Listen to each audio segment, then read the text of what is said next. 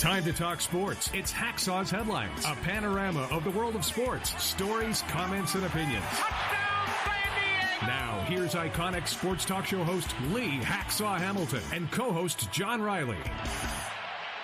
It's a Thursday. Good afternoon, everyone. It's time to talk NFL football, the beginning of the National Football League season. It is upon us with Thursday night football and a big weekend of games to follow. This is Lee Hacksaw Hamilton, along with my co-host, John Riley. No doubt that we've been enthralled by the baseball pennant races in each of our podcasts. But today, we start another season of the National Football League, and everybody I know is of the opinion we cannot wait. Yeah, I mean, it's going to be a great season. There's the marquee matchups week one look awesome. So I'm fired up. I'm ready to go. Okay, we got the Buffalo Bills and the LA Rams, the Thursday night opener in Los Angeles. We're going to be talking about the marquee games right at the end of our podcast. But, John, let's get started and go division by division. Talk to the fans about what we think might happen in each of these divisions. Where do you want to start? Well, I mean, let's start with the AFC East. I mean, it's kind of like when I look at the stats in the newspaper, it seems like that's always the first division. And, you know, the world has changed, it seems like, in the NFC East. We went for years and years with the Patriots dominating that division, but now there's a change of guard there. I mean, there's a new team that's really leading the pack there. Top teams in the AFC East, it used to be Tom Brady in New England year by year. It's no longer that. The guy on the street corner is the Buffalo Bills, and that quarterback, Josh Allen. You know, you have to go through a learning curve, John, with a team. You learn to be good. You learn to win tough games. You learn to win playoff games. Buffalo's still got some business to finish because they got robbed, got shortchanged at the end last year in the very controversial finish in the playoff game with the Kansas City Chiefs. But Josh Allen has got all the firepower around him, including now second and third year running backs to complement the wide receivers. They've got a tremendous young defense that Sean McDermott has drafted and built around. I don't see anybody chasing down the Buffalo Bills because I think Josh Allen has arrived and has proved himself. I think they have learned how to win when it counts, and that's in the postseason. Now they're ready to take the next step forward. Second place in the division, chasing the Buffalo Bills, will be Miami. I'm not sure what to think about Tua Tagovailoa, the starting quarterback. Is he a quarterback that manages games, or is he a quarterback going to win games in Miami? Now, they've surrounded him with a lot of firepower. They got Tyreek Hill in the trade from Kansas City. You got Jalen Waddle, a second-year guy, was hurt last year. He's a gifted player. They've got a really good young defense. They've got a very aggressive personality. The question is Tua going to be able to win the critical games, notably in Buffalo and in Foxborough, to make Miami a player in the AFC East? I got Miami finishing second. New England's not what New England was. The Tom Brady era, the 6 rings and all that greatness, that's history. Do have a good young quarterback in Mac Jones. Don't know that they've got enough skilled people around him. We know that the Patriots will play hard defense for Belichick, but Belichick's staff is really in question. He's got 2 defensive guys running his offense in Matt Patricia, former coordinator who failed as a head coach with Detroit, and Joe Judge, former linebacker coach and defensive coordinator who failed as head coach with the Giants. They both came back to Foxborough to be on Belichick's staff, and he has turned over this offense kind of in rebuild mode to 2 defensive guys. Everybody in Boston that's covered the Patriots in camp just thinks this is a strange fit. So as we sit here, I got New England finishing third. I think Mac Jones is a competitive, good young quarterback. Had the great first 2/3 of last season, but really tailed off at the end, but they had a lot of injuries too. But I don't think they've helped themselves a great deal in the draft. And the last place team is going to be last year's last place team, the New York Jets. Robert Saleh, the head coach, is going through an enormous challenge. The big issue there, he lost his quarterback. And he's lost his star left tackle. He's had a lot of injuries in camp. Their secondary was ravaged by free agent defections. So I just don't know that the Jets have enough. Joe Flacco at age 37. Joe Flacco. Who is stuck in the pocket because he's not mobile at all. He's gonna quarterback him through probably the first 5 to 7 weeks until Zach Wilson comes back. And then Wilson will be out there running for his life. So I got Buffalo 1, Miami maybe a close 2, New England a distant third, and the Jets holding up the rear. What's your response? I mean, I really like Josh Allen as a quarterback. You know, I watched him play when he was at Wyoming, going up against the Aztecs, and he had all that potential, but he wasn't accurate passing in Laramie. Now he's the real deal. In fact, I saw a report on the internet that Stephon Diggs was on the Pat McAfee show and had said he had called out Josh Allen as the number one quarterback in the league. So this team's loaded. I think they're going to have a great run this year. Okay, next division. What do you want to pick? Well, I mean, we're going right down the line in the AFC, the Central. The Central is an amazing division. Joe Burrow leading the team there. I mean, this team is really set up nicely for the future. AFC North, let's zero in there. The question is, was last year in Cincinnati a fluke? That's the big issue. I don't think it was a fluke. It was just a case of Burrow in his second year getting better as a quarterback, finally got healthy after the significant knee injury as a rookie.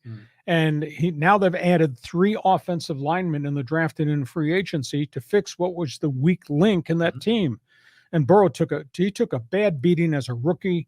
He took a pounding in his second year, and yet he did very well.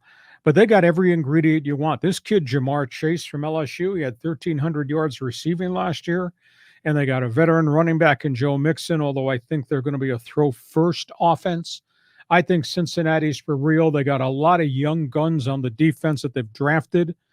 They solved the contract issue with their top safety, Jesse Bates, who's going to come back and play on the franchise tag.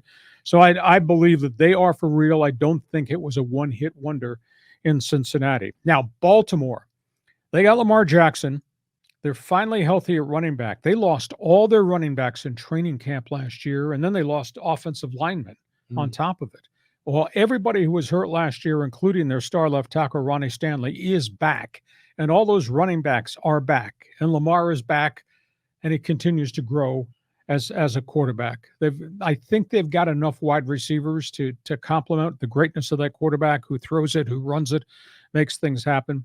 And all we need to do is review history. John Harbaugh builds defenses, and they make a lot of moves. They move young players in, they move older players out. They seem to have a sense when it's time to move on. He's got great linebacking. He's got great help in the secondary. Baltimore is vintage Baltimore, and now that everybody's healthy, I think they're going to be a close second-place team to the Bengals. In Cleveland, they got Myles Garrett. They got Jadeveon Clowney. They may have the best collection of young DBs, corners, and safeties in the league. But offensively, there is no Deshaun Watson. And granted, they got 2 running backs, and Nick Chubb is pretty good, and Kareem Hunt is pretty good as a 1A guy. They got some wide receivers, not as many as you'd like, but they don't have Deshaun Watson. That means Jacoby Brissett has to carry it for 11 weeks. And he's adequate at best. I think that they're going to be really short on firepower offensively. Cleveland's going to have to lean on that defense, and I think it's tough on Kevin Stefanski as the head coach. I got Cleveland third. Pittsburgh, it's different time. Life after Ben Roethlisberger now officially begins. All 3 of their quarterbacks had really competitive camps and did pretty well. I'm talking about Mitch Trubisky, and then obviously Mason Rudolph, and then the rookie out of the University of Pittsburgh, Ken Pickett. But here's the big issue. Trubisky's been with a couple of teams already. He's been a starter in Buffalo and Chicago and failed. So do you think going to Pittsburgh is going to make a difference? I'm not sure. I will say this, though, about Mason Rudolph. He's a 3rd or 4th year guy out of Oklahoma State, and he was adequate. He was pretty representative when he had to replace Roethlisberger when Ben went down. He's competitive. He can manage games. I don't know that he's going to throw for 350 and things like that. And in terms of Pickett, I know the popular thing right now in downtown Pittsburgh is play that kid. Well, that kid did okay in preseason, but that was against free agents and guys about to be released. Tell you, opening day NFL, that's a whole different ball of wax for a rookie quarterback. Pickett may play somewhere during the course of the season, but it's weird for me to say Pittsburgh Steelers, last place Pittsburgh Steelers. Yeah. Mike Tomlin has never had a losing season in his history in Pittsburgh, and they've rebuilt that thing a couple of different times. But so you got uncertainty at quarterback. They do have a heavy-duty running back in Najee Harris. Obviously got some pretty good young wide receivers. I think they've got one of the worst offensive lines in football. Mm. And I don't know if they're going to be able to protect whomever the starting quarterback is. Trubisky will start. And if there's problems there, then Mason Rudolph will be the backer. So I got the Bengals for real. I got Baltimore chasing them. I got Cleveland a distant third. Browns might be a 500 football team. I got Pittsburgh holding up the rear. And John Raleigh says, and my take on this is I'm rooting for the Bengals. I mean, not just because they're the front runner and they've got Burrow, but I mean, look at that division. I mean, Pittsburgh has won how many Super Bowls? I mean, it's what, like they've got at least 5, right? Mm-hmm. And then Baltimore's got a couple of them, I believe. Now, granted, Cleveland hasn't had any Super Bowls, but they've won NFL championships. What have the Bengals won? I mean, they've been in the Super Bowl twice in the 80s. They're like a team that they deserve their turn. And now they finally got a marquee quarterback. So, hey, why not the Bengals? Yeah, I think the Bengals have indeed arrived. Let's go to the next division, which I think is the strangest division in the AFC. Okay. So we're going to talk a little bit about the AFC South, and it is strange. I mean, the teams, what's going on? I mean, like the Indianapolis Colts. I mean, we've got Matt Ryan on the team. He's been in the league, it seems like forever, Lee. Tell you what, I think things change because of injuries, and this division has changed. Matt Ryan, whom you just talked about correctly, goes from Atlanta to Indianapolis in a significant trade, and he's got 2 years left on his contract. He did great things with the Atlanta Falcons, including dragging them to a Super Bowl a group of years ago. But he's going to Indianapolis, and he's going to be surrounded by a really good offensive line. And he's got 2 really good running backs led by the young guy, Jonathan Taylor from the University of Wisconsin. Got a bunch of wide receivers, and they are loaded on defense. Household names, high draft picks, street free agents that have all kind of come together.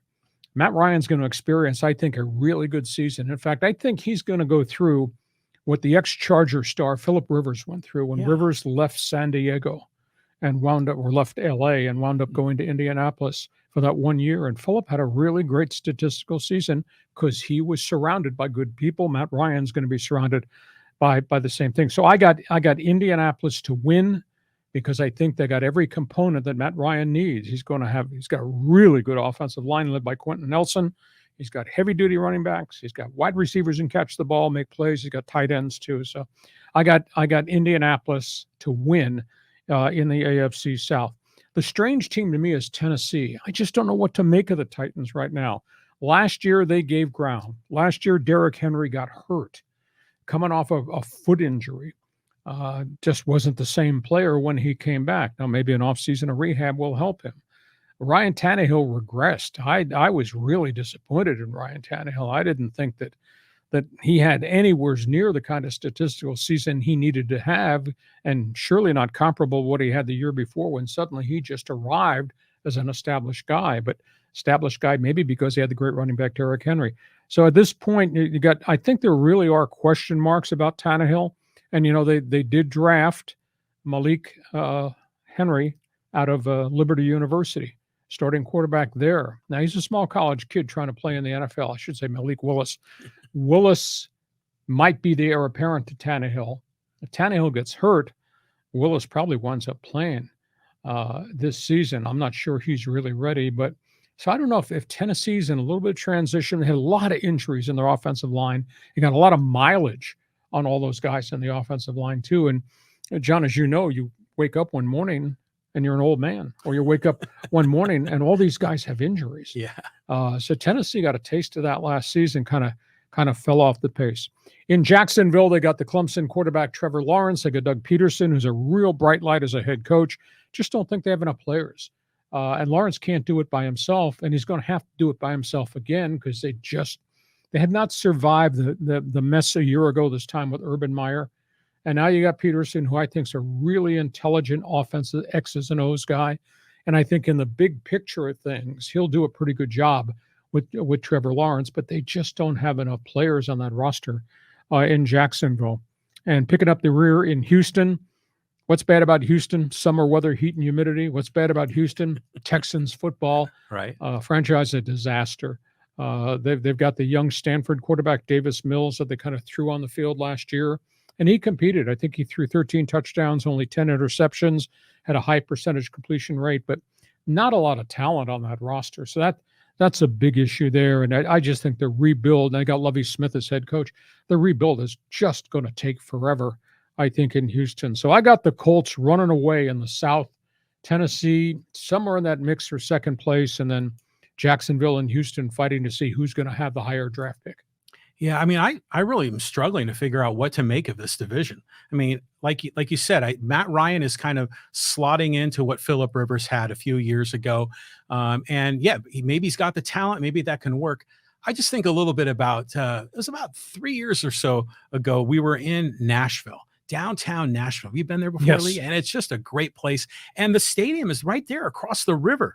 I mean, if the Tennessee Titans could have an electric season, I mean, that whole place is going to be a big party. Well, they love football in the volunteer state. You're Yeah. correct. A couple of years ago when they were kind of the upper echelon in the AFC, when Tannehill finally arrived, Mm-hmm. Tennessee was a tough place to play in, but I don't know if they have enough players. All right, let's go on and talk about what's going on in our backyard. Where are we going next in the AFC? Okay, well, yeah, the AFC West. I mean, let's cue it up here. I mean, so many great teams. We've got our old ex-girlfriend from San Diego who's now moved up to LA. This division has got so many classic teams, Lee. And, I grew up in the Bay Area in the 70s when the Raiders had Stabler and Biletnikoff and Cliff Branch. I mean, that was a golden era. So I still would love to see the Raiders be competitive, but the competition's going to be fierce. The one thing in the AFC West nobody else has in any divisions, everybody's got a gun for a quarterback. Yeah. And if you're in the NFL, John, it's a quarterback's league. If you're in the NFL, you better have a good quarterback. And if you do, lucky you. And if you don't, you're in a world of hurt. Tell you what, I would not want to be a defensive coordinator in this division because these games in this division are going to be so hard. Let's start with Kansas City. It's going to be a dogfight of a division. They got Mahomes. They got Travis Kelce. There is no Tyreek Hill, but they have come through kind of a fascinating preseason with all these new wide receivers that they have added. They got Marquez Scantling from Green Bay, who caught a bunch of passes that Aaron Rodgers threw while with the Packers. They went and got Juju Schuster-Smith, who caught a bunch of passes that Roethlisberger threw him in Pittsburgh. They got their running backs back, so you got all that, and they got a young running back that they drafted. His name is Isaac Pacheco. Come out of nowhere. I mean, he had a rock-solid, big-time preseason. I'm talking running, I'm talking catching, I'm talking blitz blocking, I'm talking breaking free over the middle. He might wind up being their starting running back in Kansas City. He was so impressive. And then they got one more speed guy, kid out of Western Michigan by the name of Sky Moore. And he had a really good series of preseason games. I'm not going to say he's making you forget Tyreek Hill, but it was like watching Tyreek Hill run streak patterns or make enormous yards after the catch. So Mahomes, even though I said they wouldn't be the same team personality since Tyreek Hill is gone, it sure looks like that guy, Andy Reid, is going to make a difference because now he's got more players to replace the guys who left, and Andy Reid is the intangible. I mean, you talk about Hall of Fame coach, one-loss record, talk about creative genius, talk about mismatches. I got Kansas City winning. How about that tweet that you posted of Andy Reid clones in the stadium right behind him? Isn't that great? They love him. I mean, there's all these people that show up in the end zone seats dressed like Andy Reid. So he's become a cult figure there at Arrowhead Stadium. Right. I got Kansas City winning, but it's not going to be easy because these guys, the Bolts, are pretty good. I think the Chargers are a complete team. They might be the most complete team since the Phillip Rivers, LaDainian Tomlinson, Antonio Gates era. Probably a better team than the Bobby Ross Super Bowl team. This is Justin Herbert coming off the 5,000-yard season. It's Keenan Allen, who I think is the best route runner in the National Football League. It's the big physical guy, Mike Williams, and they've got a flurry of young wide receivers at the third spot who can all streak and run and catch passes and catch touchdowns. So I think offensively they're significant danger anytime you have to play the Chargers offense. Austin Eckler is rock solid quality, and then them just getting Sonny Michel, the ex-New England Patriots, kind of a pretty good insurance policy. The words that are unspoken that NFL people will use is what they've done to the defense. They rebuilt it. They've gotten bigger and much more physical inside at both the tackle spots. You add Khalil Mack with Joey Bosa. They think they've got enough strength in numbers at linebacker. And in the secondary, you get J.C. Jackson, who's got 25 interceptions with the New England Patriots. And you got Derwin James. And you got established young guys who played a lot of football. Asante Samuel, Alois Gilman, Michael Davis. I think collectively their back end is really good. So I think they've changed the whole persona of the defense. And you go get pressure on quarterbacks with Khalil Mack and Joey Bosa.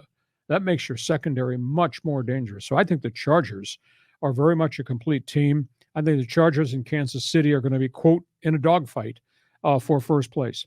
In Denver, Russell Wilson comes in from Seattle, signs the mega contract. He will give them what they have not had in Denver since the Peyton Manning days. I'm talking about a guy that makes plays down the field, a guy that creates and extends plays because he can move the pocket, a guy that's a fierce student of the game and is a real emotional leader. He had a nice career in Seattle. I felt at the end he was betrayed by the Seahawks organization because they didn't do a good job putting good people around him. As the Legion of Doom team got old, they just didn't do well at the draft. They didn't do much in free agency either. So I really got to believe that Russell Wilson's going to make Denver dynamic. They've had in the last group of years a lot of skill guys they drafted, wideouts, tight ends, running backs, but they didn't have a quarterback that could make the plays to get them the ball. Guys were throwing bounce passes to these guys. Guys were overthrowing these guys. Mm-hmm. Yeah, you got Russell Wilson pulling the trigger. And even though the Denver defense does not have Von Miller there, I do really firmly believe that Denver's got so many athletes on the defensive side, now complemented by what Russell Wilson does offensively, that's a team that's going to be in a battle. I say third place, but third place maybe chasing maybe a game behind the guys above them. And it's weird for me to pick the Raiders last, but somebody's got to finish fourth. What Oakland-Las Vegas has now become is they got a bright guy in Josh McDaniels as coach, and I think he's a better coach now than he would have been when first time he failed in Denver. I think he's dynamic. He inherits Derek Carr, who I just think is a winner of a guy. Mm. He might not throw for 5,000 yards. He might not be 6'6" and be able to take the punishment. He makes plays. And they went out and they got Devontae Adams from Green Bay. They got Darren Waller, the Pro Bowl young tight end, got to keep him healthy. They got Hunter Renfrow on the other side. So Josh McDaniels has got a lot of tools in the box to use offensively. His big problem, and this is why I got the Raiders finishing last, is their offensive line is tattered and battered. They may have 3 new starters because of failures and injuries, etc. And defensively, even though they went out and they got the pass rusher from Arizona, Jones, to complement Mad Max Crosby with the 2 defensive ends, they don't have enough defensively. And at the end of the day, you look at the Raider roster, and all the draft picks that John Gruden made are gone. They've cut them loose. Some got in trouble with the law. Other guys had injuries, but a whole plethora of them have washed out. They just released a number 1 draft pick from a year ago. Alex Leatherwood, supposed to be their anchor right tackle, failed. Failed at right tackle, failed at guard, could not move him to center, gave up on him. He just signed with the Chicago Bears. So I think that McDaniels has got offensive firepower. I don't think he's got anything else on the roster. And it's weird because the Oakland Raiders became the Las Vegas Raiders. And Mark Davis, when he took over after his father, Al, passed, brought in a general manager, Raleigh McKenzie, and they had a lot of bad contracts. And they shed themselves of all these veterans who couldn't play any longer and the bloated contracts that the old man had given them. And then McKenzie started a draft. Well, then McKenzie got blown out because Mark Davis decided to hire the shiny little object out there in John Gruden. And it gave Gruden carte blanche to make all these player personnel decisions. So Gruden got rid of all the McKenzie players. Gruden brought in all these players. This has failed miserably. Gruden got himself fired for all the junk off the field. And now you got another regime in there that came from New England. And Josh McDaniels and their new general manager, expatriate guys, they come in and they swipe the slate clean of all the guys that Gruden brought in. So they sit there in constant rebuild. I feel sad for Derek Carr because as hard as he's tried, that's not much of a franchise right now. Now, luckily, he's got a good coach and he's got skilled people around him, but he's going to be running for his life behind that offensive line. And on the other side of the ball, I don't know that that the Raiders can stop anybody. So I got Kansas City and the Chargers, 1A and 1B. I got Denver, maybe a close third, and I got the Raiders following up the pack. And John Riley says, this is shaping up to be probably one of the most interesting divisions in the NFL. Because like you said, we've got some excellent teams, potentially 3 playoff teams coming out of this division. And the Raiders, even if they finish in 4th, the Raiders are always an interesting story. There's always something going on with that franchise, and their fan base is so loyal. But speaking of fan base, how are the Chargers doing in LA? Are they going to fill SoFi? Are they starting to make an impact in that marketplace? I think that Justin Herbert has become the flag carrier of the Lightning Bolt. I think he's a really popular guy. Of course, the other tenant in the building that owns the building also owns the Super Bowl ring and trophy in the Los Angeles Rams. Chargers are making progress. What I like the most about Herbert is he's smart. He is a leader. He's tough. He's 6'6". He is athletic. Different personality. One of the more laid-back personas I've ever met in the National Football League at that position. But what a quality kid. And they've surrounded a lot here. Are the Chargers going to overtake LA and own LA? No, I don't think so. As long as the Rams keep winning, I think it'll be a Rams NFL town. But the Chargers are making some inroads. Hey, by the way, before we shift over now to the National Football Conference, I want to remind you that we do our podcast every Thursday here. And we give you the opportunity to watch us. We're live on YouTube, on Facebook, on Twitter, and we'll also do what we call Fans Forum. That comes back next week. All right, let's move on to the NFC. Where do you want to start? Well, let's go to the NFC East. I mean, that's a classic division. You know, the teams there are always supposed to be competitive, right? And so the team that you think of first in that division are the Dallas Cowboys. They seem to always have a really good regular season record, but then flame out in the playoffs. Tell you, Jimmy Johnson's Super Bowl rings, Barry Switzer's Super Bowl rings, a long time ago. I will say this about Jerry Jones. He is very patient with all of his coaches. He does not hit the eject button. I would think that Mike McCarthy is on the clock. It might be on thin ice, might be on borrowed time as a coach of the Cowboys. However, historically, Jerry has not hit the eject button to blow guys out. You look at Dallas, Dak Prescott has just evolved into a superstar quarterback. They've got obviously 2 good running backs. Zeke Elliott is still a heavy-duty guy. Now they've gone through a little bit of transition at wide receiver. I mean, Amari Cooper was traded, was moved to the Cleveland Browns, and they've had injuries at wide receiver, which is a bit of a challenge because I don't think they're going to start the season with one of their top young guys, Michael Gallup. But they got as good an offensive line in football as there is, although they lost their left tackle, Tyron Smith, torn hamstring last week of the schedule. That's a big setback. Defensively, they're gifted. They got athletes at every position. I think Dallas is still the team to beat in the NFC East, but obviously they can't afford any more injuries because they've had a lot of guys dinged in the last couple of years, but I think they have every ingredient to be very dominant. I got Philadelphia coming in a really close second. I think Jalen Hurts has arrived as the quarterback. I think there was a huge question mark about the Eagles. I think Philadelphia's got enough to be in the race to chase down Dallas. Nick Sirianni is a pretty impressive young head coach as it relates to X's and O's and the creative stuff that young head coaches do. They added A.J. Brown, big receiver, came in the trade from Tennessee. They've got an improved pass rush. They've got a really athletic secondary. And the guy from the draft that takes up all the space in the middle, Jordan Davis from Deep South, from Alabama, that's a stud. And you put him next to Fletcher Cox, the other man mountain in the middle of their defensive line. I don't know that anybody's going to be able to run on these guys. And will anybody be able to protect their quarterback in the pocket? Because these are ferocious defensive linemen. So I got Philadelphia finishing second. Washington, I think, is a lost cause as a franchise. I think it's a disgrace what's happened in Washington. The ownership of Daniel Snyder has just denigrated the franchise. There's all these issues about the toxic workplace culture, all these issues about a bad roster. Now they don't have their pass rusher. Chase Young is gone for an indefinite period of time, still rehabbing from a significant knee injury of last year. He's not ready to start the season. And they've asked Carson Wentz to be the quarterback. They went through a myriad of quarterbacks last season. Wentz is on a third team in 3 years. He's surely not the guy that captured everybody's fancy with the Philadelphia Eagles a group of years ago when they had him in the chase for the Super Bowl. And Philadelphia hit the eject button, went to Indianapolis, had a horrible back end of last season. Colts let the guy walk out the door. And so he wound up getting traded to Washington. Carson Wentz is going to be your starting quarterback through good and bad in Washington. And in New York with the Giants in the division, it's just a long road back. I mean, the rebuild it's just going to take forever.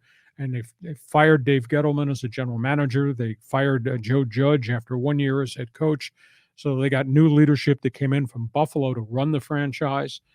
They got a battered quarterback in Daniel Jones. They got Saquon Barkley, the running back, coming off knee surgery.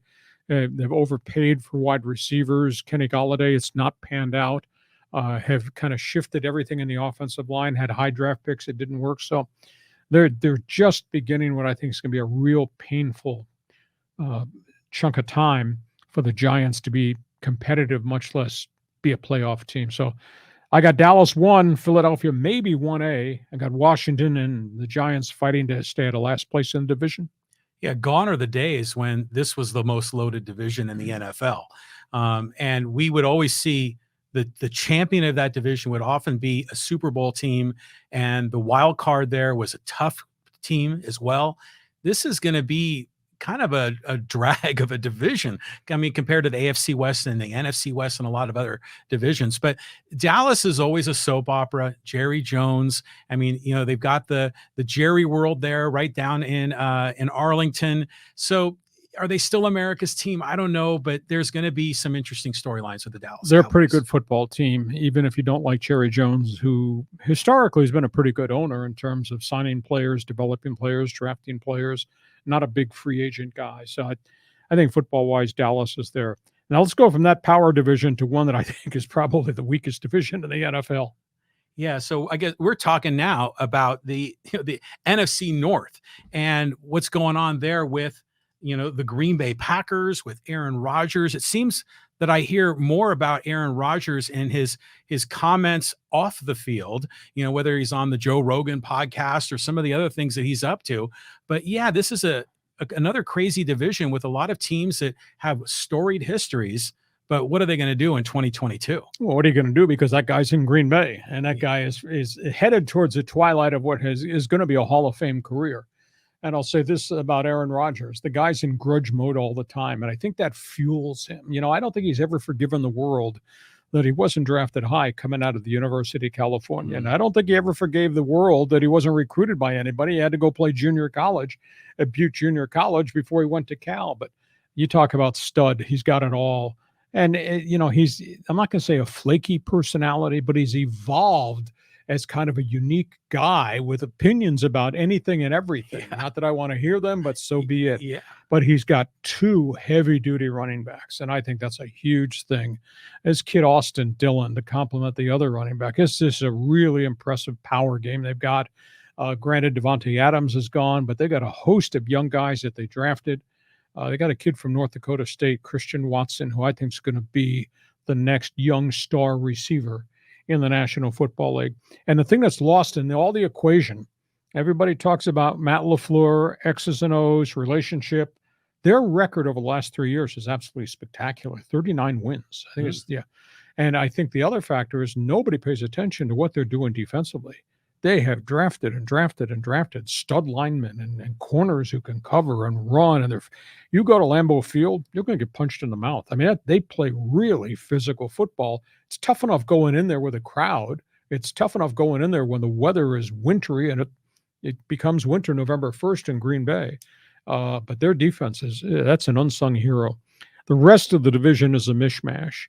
New coach at Minnesota with the Vikings, Kevin O'Connell, the former Aztec quarterback, who has climbed the chain and done very well as an assistant. He's worked under a lot of smart people. It's his job. He inherits Kirk Cousins, who's highly paid and just has never won anything over the course of his career. He's got Dalvin Cook, a heavy-duty running back, although they're saying we're going to throw the football more than we're going to run the football. I don't think Dalvin Cook could be real happy about that. Had a lot of injuries at wide receiver. They've gone through a series of transitions in the offensive line. I think defensively they're pretty good. But I just, they're in a division with Aaron Rodgers, and I don't think they have a prayer in the world of winning those 2 games against Green Bay. And I just wonder where they are in a new coach and a very much a new system with Kirk Cousins as the quarterback. Detroit, it's like the New York Jets. It's just going to take time. They've been down for so long. But I will say this, their coaching staff, and Dan Campbell is kind of cut from a different cloth. Holy cow. He's like a guy that used to sit at the end of the bar in Poway and you talk football all the time. Nice. Well, that type of persona has now become the coach of the Detroit Lions. Everybody likes them. The players respond. They play really hard. Not a lot of talent on that roster. Jared Goff comes back as a second-year quarterback. He had a pretty competitive first year. They're running the football. They're doing a lot of things there. So I got Detroit finishing third because it takes time. And I don't understand anything that's going on in Chicago. Justin Fields, the quarterback, was hurt last year, played pretty well in spurts, but, he runs around and he takes hits. And in this league, scrambling quarterbacks who want to run the football get hurt. And he got hurt last year. So I think that's a huge question right now as to what do they got around Justin Fields. And they've really gutted the roster of a lot of draft picks and guys that have been put in place there to play. So I think it's going to be a long winter in Chicago, and that winter is going to start with the first game of the season. I don't think the Bears, even though I have a new coaching staff and a new philosophy of where they're going to go get talent, I don't think the Bears are going to win very many games. So I got Green Bay running away with the rest of the division chasing them. Yeah, I mean, that's obviously how it's going to shake out. But I bet the Packers have got to be still feeling kind of burned that they lost that playoff game last year. Was the 49ers, right? That beat them in Lambeau. So, they got something to prove. And, was Aaron Rodgers, I was looking him up. This is his 17th year. So how much gas does he have left in the tank? So he hasn't had any injuries to speak of. And he moves the pocket. He's so nifty to get out of trouble and then make plays. He's really accurate, even when he has to move the pocket. I mean, we're talking Hall of Fame career. I don't care if he hasn't won 4 Super Bowls. We're talking Hall of Fame career with the accomplishment. Okay, let's go on. Next stop in the NFC tour. Yeah, we're going to the NFC South. And when you go there, you've got to talk about Tom Brady. I mean, a winner. I used to think back in the day that I was a Niners fan and Montana was my guy. And for the longest time, Brady was the guy that he was good, but I always said, oh, Montana was better. I can't say that anymore. Brady is the GOAT, and he's going through some personal struggles right now, but hopefully he'll be back on the field to get the season started. The ring is the thing, and he's got 6 of them. And we're not going to argue about their statistics. And the reality is that great run they had in New England, they've not been able to reduplicate in Foxborough since Tom Brady exited. So even though Belichick might be brilliant and might be bombastic, the reality is that quarterback is a massive difference maker. And look what he's done in Tampa Bay in a short period of time. Now, there's lots of new things. He does have his wide receiver group back. He does not have Gronkowski back, but Chris Godwin, who developed into a real star, is back. They've got 3 wide receivers. They got a couple of heavy-duty running backs led by Leonard Fournette. Defensively, it's a pretty good football team. And now they got a different leader. And this bears watching. I like Todd Bowles. I think Todd Bowles did a good job in a bad situation with the New York Jets. Now has resurrected his career. He was handpicked by Bruce Arians to be the replacement when Arians said, no mas, I'm leaving the NFL to go into administration. So I think it'll be interesting to see if they can continue to run and be successful a Todd Bowles offense, because it's not Bruce Arians' offense, but it is, to a degree, it's Tom Brady's offense. So I think they're going to run away with it. The other teams in the division, you got New Orleans and you got Carolina with quarterback situations.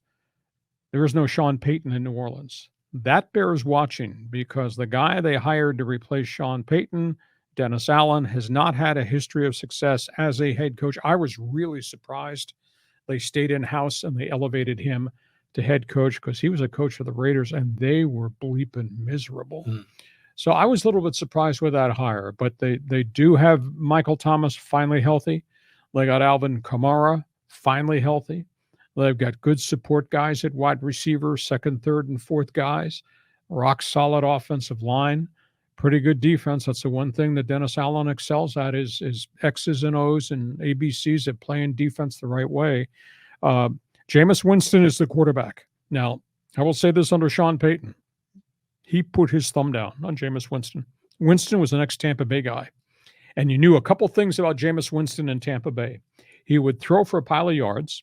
He would throw touchdowns. And he would turn that sucker over a lot. Fumbles and sacks and picks. His turnover ratio is just staggering.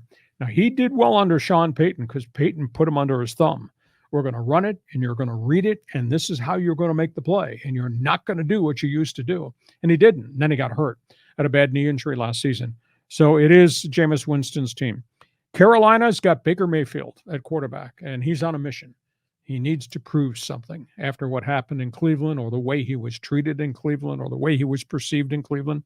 I think Baker Mayfield is going to be the difference maker for them. He'll help them win a pile of games. Now, that being said, please tell me in society if you can name any other players aside from Baker Mayfield, Christian McCaffrey, and DJ Moore on the Carolina roster, because I bet you can't. Right. I don't think they have a lot of names. I don't think they have a lot of stars, and I think that becomes the problem as we go through the course of the season. But it'll be fascinating because this is a contract drive year for Baker Mayfield. So that really bears watching. And, then we, look at the rest of the division. You got Atlanta, life after Matt Ryan. Marcus Mariota will start as quarterback in the Falcons. They're trying to rebuild the thing. They do have skilled people at wide receiver. Kyle Pitts is a great football player, kind of a combo hybrid tight end wide receiver. Just don't think that Atlanta's got enough. They've had a lot of injury problems on defense. In fact, they're opening the season without their star linebacker, Deion Jones, who has not fully recovered from last year's knee injury, and he started the season on IR. It'll be intriguing to watch how long they can stay with Mariota. His history, and Marcus is a good guy, played at Oregon, went to Tennessee, was supposed to be the future in Tennessee, just couldn't stay on the field, kept getting hurt. Can make plays, can run around, but he gets hurt. It'll be interesting to see if the first rookie quarterback to come off the bench this year is going to be Desmond Ridder. Mm-hmm. He's the kid from the University of Cincinnati, John. We've talked about him before.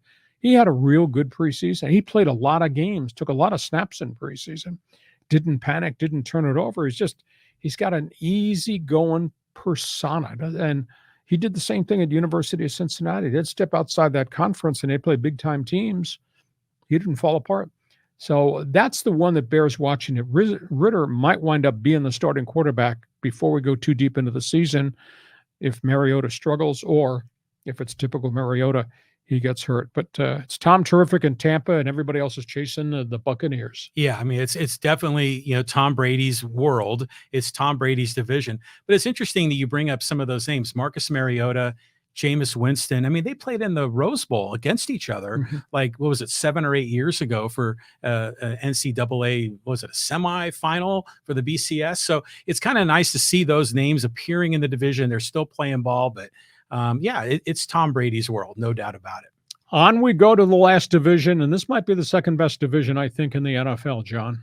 Yeah, I mean, we're talking about the NFC, the NFC West. I mean, the Niners, the Rams, the Seahawks, and the Cardinals. I mean, what a great lineup of teams. All of them are good. All of them have something to say this season, and you've got the Super Bowl champions right there in LA. Rams have been in the Super Bowl twice in 4 or 5 years. Mm-hmm. Sean McVay's done a phenomenal job because that roster's been in transition and they changed out quarterbacks. They are the champion. And until you beat the champion, I don't know that anybody else can be viewed as a team to finish in first place in the NFC West. Matthew Stafford is a huge difference maker. Now that I'll put an asterisk next to that statement, though. Matthew Stafford had elbow problems last year, and they did a plasma platelet injection after they won the Super Bowl. And he did not throw the ball at all during rookie camps, the OTAs, and was kind of limited. They spotted how much he practiced in preseason. Well, now, here we are, the start of the regular season, and you put that game plan in, and you really need to have your quarterback practicing Tuesday, Wednesday, and Thursday because you have to throw a lot of passes Tuesday, Wednesday, and Thursday to get ready to play on Sunday. So that bears watching as to how he holds up. But they've obviously got a lot of firepower. They've gone through a little bit of a changing of the guard at wide receiver. They brought in Allen Robinson. They traded away Robert Woods, who was coming off a knee injury. Obviously, they got Cooper Kupp. Obviously, they got really good tight ends.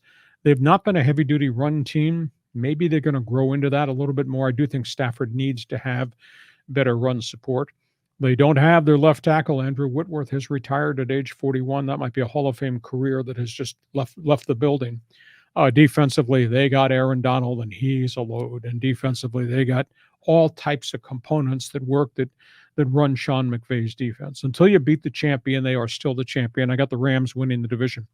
I don't know what to make of San Francisco. They've had a rugged camp, a lot of injuries, a lot of nagging stuff. Trey Lance is the quarterback. How long Trey Lance stays the quarterback, burning question. He didn't have a dominant preseason. One game he went, I think, 6 for 11 and made some plays down the field. The next game he went 5 for 11, was overthrowing guys, throwing bounce passes. And that's in an exhibition game. These are real bullets that are flying this weekend, John, with the start of the season. So I think that's a huge question about him. The other thing was the strange way they got to the finish line with Jimmy Garoppolo. He's still a 49er. And I don't know anybody in the NFL that I deal with would have thought that he'd still be there come opening day. But they solved the contract issue. And just a deep background, he had shoulder surgery. They tried to trade him. Nobody wanted to trade him, A, because his contract was worth $25 million in the final year. B, they didn't know how he was going to respond to the rehab and the shoulder surgery. And C, he didn't practice. And as they went through the summer, agent asked for permission. Can I make a deal with another club to move my client? And San Francisco said yes. He said, you figure out the $25 million contract, and if he wants to go to Seattle, or we can do a deal with Houston, those ones that were, I think, really out front, we'll make the transaction work for him and for us. We'll get him off the books, give him a breath of fresh air and new starting point. Agent shopped them for 2 weeks, could not find anybody. I think there was conversation about taking a pay cut. There might have been a little pushback from taking a $25 million pay cut. So the question was, now we get to August 30th, are you going to keep him and have him count 25 mil on the books? Are you going to release him and get nothing for him? And out of the clear blue sky, at the end of the roster cutdown day last Friday, they decided to restructure the contract. Garoppolo stays. Now, he took a huge pay cut, Sean. It went from $25 million down to $6 million. Whoa. But they also put $9 million in incentives. If he gets to play, he has a chance to earn a significant amount of money. In addition, the intangible things with Garoppolo, no trade clause, so they can't ship him anywhere, and they can't franchise tag him, which means whenever he plays this year, he's playing for his contract next season in another city. Mm-hmm. So I guess it turns out to be win-win. Item one, does San Francisco really know what they have in Trey Lance? Item two, as you get Garoppolo healthy, and he is practicing and he's making all the throws, if you have to play him, does he keep you competitive? They've got tough guy running backs. They've got offensive line. I think their defense is good, although they've had a bunch of injury problems in San Francisco. I think they're a second-place team, but of all the marquee guys that we're going to watch this year, they say, is he ready? Can he play? Trey Lance probably goes to the top of the line because the quarterback position is so doggone critical. So I got the Rams and I got San Francisco. Arizona is really a mystery to me. They do have DeAndre Hopkins, so he starts with a 6-game PED suspension at wide receiver. They got Kyler Murray, who's completely healthy, and now he's in his third year of the new playbook of that coaching staff. They've got running backs. I think they've got really good linemen defensively, led by J.J. Watt, although he's compiled an awful lot of injuries along the way. I think the thing that worries me the most about Arizona is Kyler Murray makes a lot of plays, pounds up a lot of yards, runs around there, and then gets dinged. And now in his third year, he has to have more of a pocket presence and not be a scrambler to run the football. Maybe move the pocket to extend plays and make plays down the field, but they have to find a way to stop him from running the football because he gets busted up. And the other thing is that coaching staff, you go back and if you look at their end-of-season records in Arizona, and prior to that, when they were at Baylor, their end of season records are horrid. It's like they run out of gas. People figure them out. So I think that's a huge, huge question going forward about the credibility of the coaching staff. So I got Arizona finishing a strong third, and Seattle. The only word I can use about Pete Carroll right now is patience. He's going to need a lot of patience. Is he going to survive this? Because he is pushy, he excels, but they're going to lose. Life after Russell Wilson is going to be hard. And life with Geno Smith and Drew Lock at quarterback, that's a great unknown. Yeah. And life with Rashad Penny, as great as the ex-Aztec was in college, he can't stay healthy and on the field. And they lost their other running back, Chris Carson, retired because of a neck injury. They got Lockett, and they obviously got the big wide receiver that they like a great deal. And they got tight ends to throw to, but do they have a quarterback that can get them there? And they have nobody left now with KJ Wright gone and with Bobby Wagner gone to the Rams. They have nobody left from the Legion of Doom defense. And I think organizationally, they have let down Russell Wilson because I don't think they've drafted well. And for some reason, they haven't signed very many free agents. So as great as Pete Carroll has been, I think we're looking at about a real massive rebuild there. And he's going to need patience because I think it's going to take time. And I don't know if he's got the right quarterback on the field and on that roster with the first weekend of the season upon us. So that's how I view the NFC West. Do you want to argue with me? Well, I mean, Rashad Penny, when he was healthy last season, he was terrific. I mean, he was one of the leading rushers in the weeks that he played. 5.8 yards per carry when he came off the injured reserve list. It was about a 5-game span where he was really prolific. But he's hurt again. I don't think he's going to play opening day. He's got a hamstring injury on top of all the other things. He's had a lot of bad luck that has trailed him. Broken thumb, bruised knee. They need him to be the heavy-duty guy, but he hasn't been able to stay on the field. Well, I mean, this season I'll be rooting for Trey Lance and the Niners, but I agree with you. I think they're a second-place team. You got to knock off the Rams to prove that you're legit. Now, if something were ever to happen with this elbow issue with that guy, Matt Stafford, then that would change the whole face of the NFC West. If Stafford's not the guy, then the Rams are not the Rams. I don't care how great Aaron Donald and the defense is, but they'll manage it. They'll baby him. He's a real tough guy as a starting quarterback.